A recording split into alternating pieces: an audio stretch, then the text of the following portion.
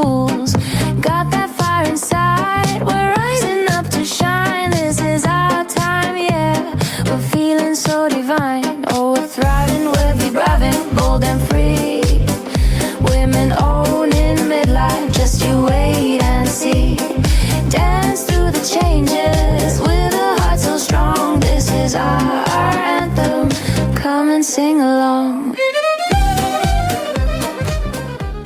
Hello, my friends, and welcome to Not Your Mother's Midlife. I am Joanna, your host, and I decided to start this podcast because the time has come for us to have an open, honest, sometimes embarrassing conversation. Okay, let me get straight to it. Ever since my late 20s and early 30s, I've dreaded the thought of getting older. I was especially terrified of the whole menopause thing. I mean, I wouldn't open a book about it. I wouldn't listen to a podcast about it. I didn't even want to know anything about it. I used to think that menopause meant drying up like a prune, putting on weight and being sent out to the pasture with the cows. Like life is basically over if you weren't young and juicy anymore. So I figured if I just ignored it, maybe it wouldn't happen to me. But surprise, surprise, it happens to us all if we live long enough.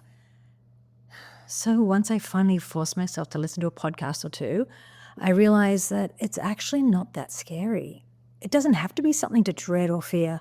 It's just about understanding what's happening to our bodies and ways to bring ourselves back closer to how we felt and functioned in the earlier years of our life. It's completely achievable. What really surprised me is how little people have talked about this in the past. None of our elders ever really sat us down and told us what's coming. It's almost like, I don't know, like a secret club. Like you ask your mom or your auntie about it and they just say, yeah, I went through it, it's fine. And that's it. For their generation, I guess you just gritted your teeth and got through it. And on the other side, you're just, I don't know, just meant to get on with life. But here's the thing, you don't have to just grit your teeth and hope for the best. There are things you can actually do to help yourself. And you don't have to wait until you're menopausal to start. I'm not menopausal yet. Still getting my period every 28 days for now, so I'm preparing. And that's what no one tells you. You can start getting ready for this in your 30s. I really wish someone had told me sooner. I wouldn't have been so anxious, and I could have started this journey earlier.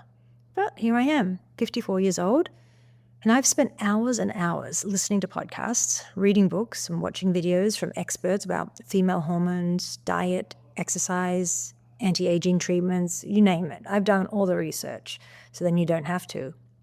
And so here's what I'm going to do. I'll break it all down for you, nice and easy, in little bite-sized pieces that you can listen to whenever you like. If you're driving, cooking, cleaning, whatever you're up to. Whether you're in your 40s, and perimental for sure, perimenopausal, God, I hate that ugly word. I didn't even know it existed until recently. Or you're just curious.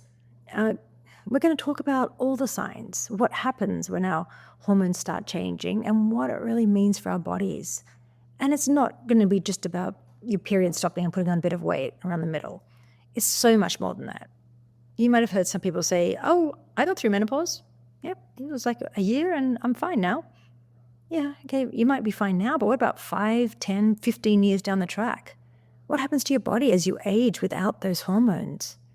And it's not just about hormones either. It's about nutrition and what you're eating and how you work out. Like, it's different than when you're younger. And if you're just doing cardio to try and keep fit and lose weight, it's time to rethink that. You need to be lifting weights, looking after your bones and muscles. And it's not about trying to look like you're 20 years old again, okay? It's about longevity, living well, keeping our brains sharp and our skin healthy.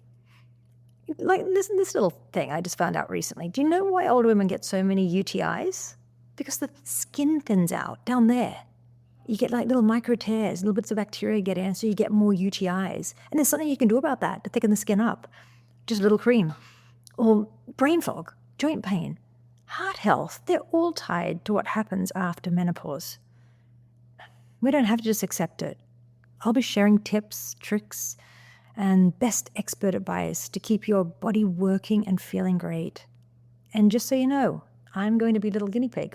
I'll be trying anything. Vagina cream on my face? Absolutely. Don't laugh. It works wonders for your skin's elasticity. We'll talk medical stuff, beauty stuff, Botox, fillers, where you can find a good doctor, even if it's not in your city.